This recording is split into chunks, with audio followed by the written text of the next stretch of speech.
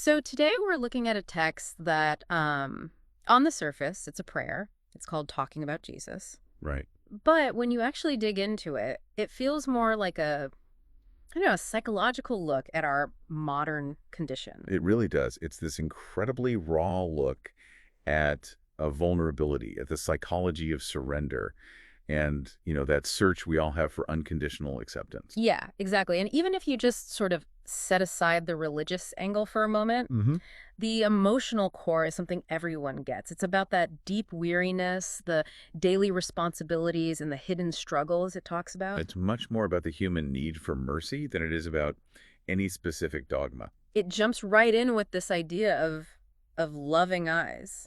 And I don't know about you, but that phrase usually makes me a bit nervous. Being seen fully. It's terrifying because usually that's what happens right before you get judged for something. Exactly, but that's the whole instinct this text kind of dismantles. The writer even says, I do not come before you with confidence in myself. Right. They just lay it all out there. All of it. The weakness, the weariness, the fears, and then the text just completely flips the script. It says the response isn't harsh. It's full of compassion, patience, and grace.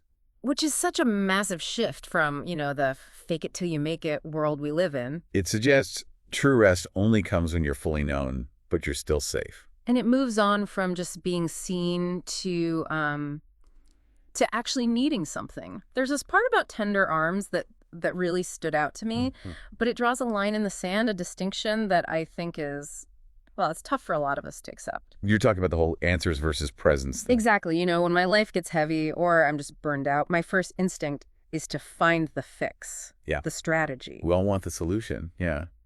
But the text argues that's not what we actually need. It says, I long not for answers, but for your presence. That is a hard pivot. We love a dramatic We sign. want the lightning bolt, the big fix. But this piece argues for a gentle touch to restore the heart, not a forceful hand. It feels like a much more, I don't know, sustainable way to think about resilience.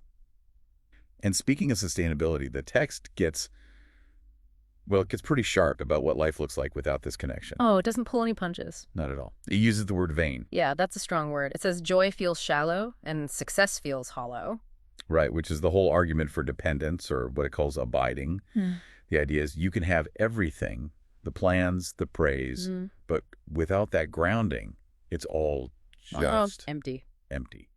Labor bearing no lasting fruit is how it puts it. It's so interesting because it frames this not as like a crisis management tool, but as a baseline for how to operate. The prayer asks to be sustained moment by moment, in every ordinary breath. It's a safeguard against pride, almost. Mhm. Admitting you need help not just when the house is on fire, but when you're just making breakfast. It reframes the whole experience from a solitary struggle to an accompanied purpose. Right. So if you sort of zoom out, the whole journey of this text is from a place of striving and weariness.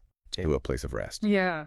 It finishes with this plea to be shaped not by that constant striving, but by nearness. It does. And I think that leaves us with a really pretty provocative question to chew on. Yeah. The text is basically saying that admitting you're fragile, that you're weak, is the only way to find quiet strength. So in a world that's just obsessed with self-reliance, with projecting this invincibility, it makes you wonder, is our constant refusal to admit we need help actually the very thing that makes us all feel so fragile?